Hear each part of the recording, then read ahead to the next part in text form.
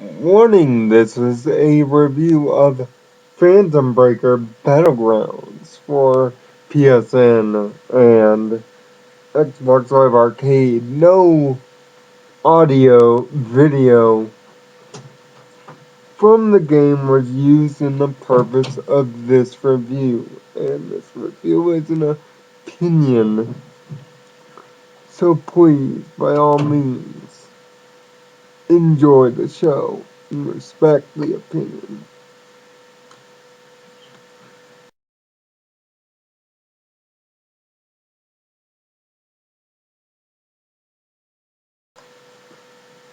Well, as you may have figured out by now, I love games from other countries other than our own. I quite frankly find American gaming kind of stupid and unintelligent and unforeboding. But let's be honest, we're supposed to be the most creative country on the planet, yet we can't create even a decent reality show out of a paper bag. But a few years ago, somebody took the graphic novel, an awesome comic series, Scott Pilgrim vs. the World, and turned it into an 8-bit magnum opus of brawler perfection, pretty much setting the standard for any game like it that would come after it. That game that came after it is the subject of today's Kadic review. A spin-off game of all things of a fighting game. Phantom Breaker Battlegrounds. Now granted, before I even saw this game's trailer on XBLA, I never heard of Phantom Breaker. I never knew there was a fighting game loaded with skimpy, well, not so skimpy, but your typical anime chick cliches. You see, Battlegrounds is a bizarre sort. It's one part Smash Brothers style fighting game, another part side-scrolling brawler, another part RPG. How, you might ask? Well, here's the story based on what the game tells you. You see, there was this evil dude by the name of Pantom. He used to be all powerful until a clan of the Japanese family, that Kuman, decided to steal Phantom away. His powers broke off and ended up being deposited in several different adolescent chicks. Now, Phantom wants his powers back and uses his demonic horns to try to get them back, stealing one of the main characters, Waka's younger sister, Naji, and bringing her to the Shadow Realm. Your job is to get Nagi back and defeat Phantom's forces. Pretty straightforward for a beat 'em up. But unless you know of Phantom Breaker's deeper story, which most people seeing this review will not, heck no, I don't, the short 2-paragraph story will give you enough to go on. This game is done in traditionalist 8-bit style, with 8-bit music accompanying it. Now, as it is a beat 'em up, Your job is to go from screen to screen, wiping out every wonderfully 8-bit textured anime character with one of four. Makoto, your cloud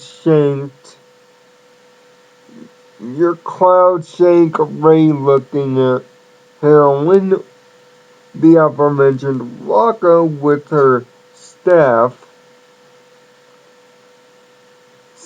some ninja chick, and Izubuki, a so-called bringer of justice with a hammer?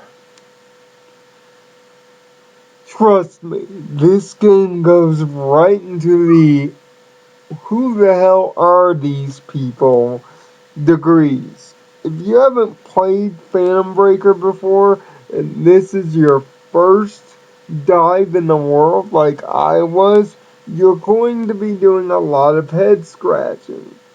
Luckily, the game is so straightforward enough and fun, but you'll quickly forget you're playing something you never heard of.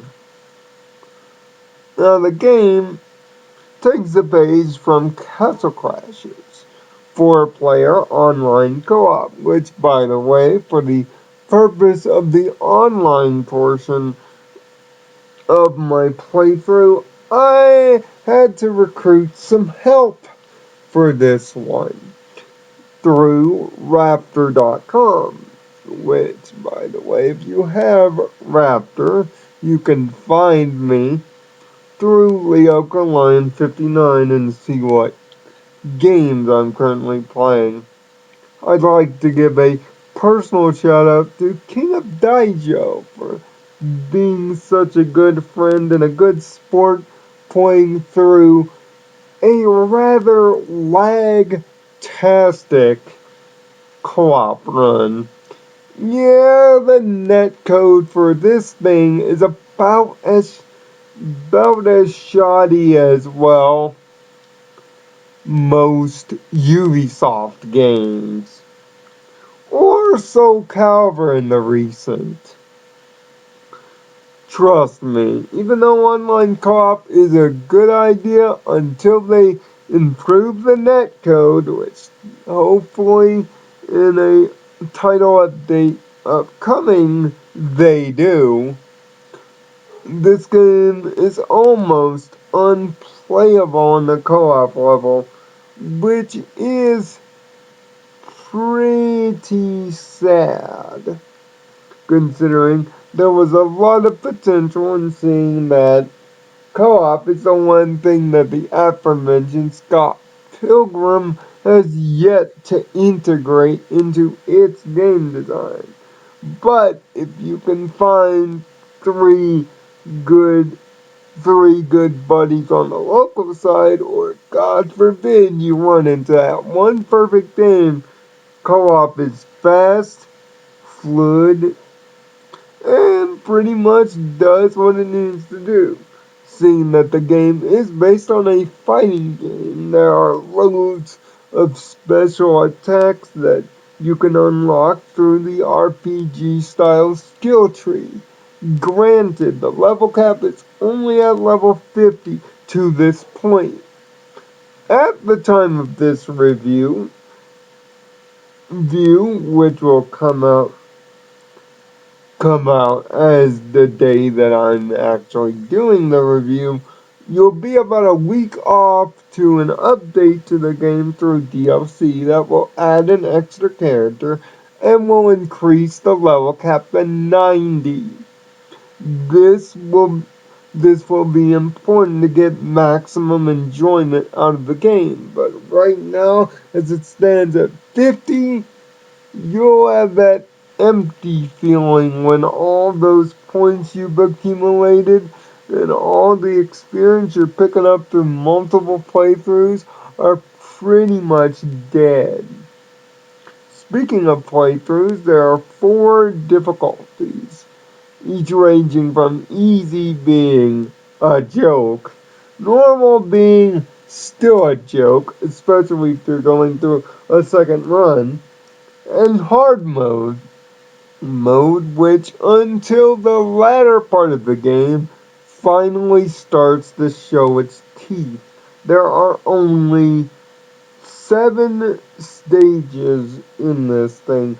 Technically 8 because there's a prequel stage in which if you're playing the one player story mode, you get to play with a fully maxed out character before getting your powers, let's say, Metroid stripped until you unlock them again through the online tree. Yeah, there's secret characters to unlock, but here's the problem. In order to level up their trees, you either have to, 1, play the game online co-op, or 2, go through the one life to survive style arcade mode in order to level them up. And even then, when you're playing a co-op game or an arcade mode, you won't be able to access the skill trees until you go through a separate menu in the main menu that allows you to do so, which is a real drag if you're trying to have a 100% completionist, everybody leveled up sort of attitude about it. And then there's the main mode in which the game is named for, the Battlegrounds mode, which pretty much echoes back the Phantom Breaker's final fighting game roots with a last one standing motif. These battles can be very easily won with high level characters, trust me. Just run in there with about a 25 to 50 and if you know what you're doing, which means successfully knowing which button to mash, which is mainly the A or X buttons, you should be fine.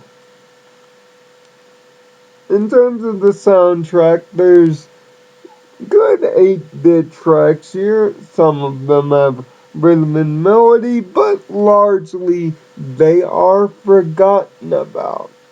See, they're not as high quality as other 8-bit games, but considering this one comes straight up from Japan out of nowhere, they did a pretty decent job, and the animations are done well, and the special attacks are nice and flashy.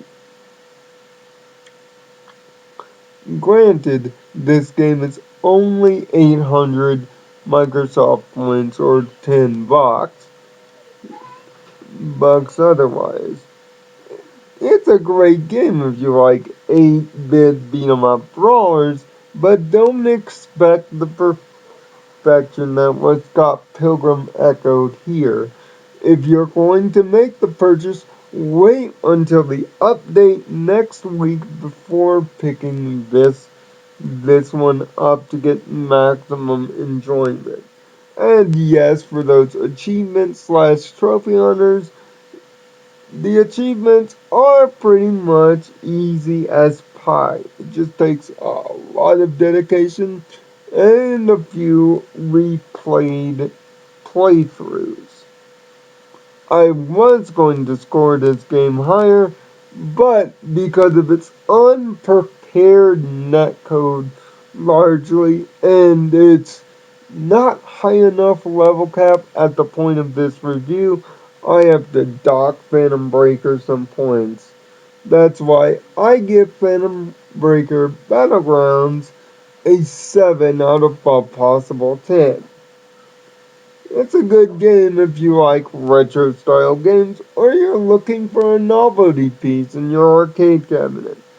Other than Other than that, anime fans are the suggested audience here, but if you don't like brawlers, or if you already own the much superior Scott Pilgrim, you may want to pass this one up. Until the next Kadic reviews, I'm Leo Lion 59. Lay by the code. Let's go get a burger because I'm gonna go. My son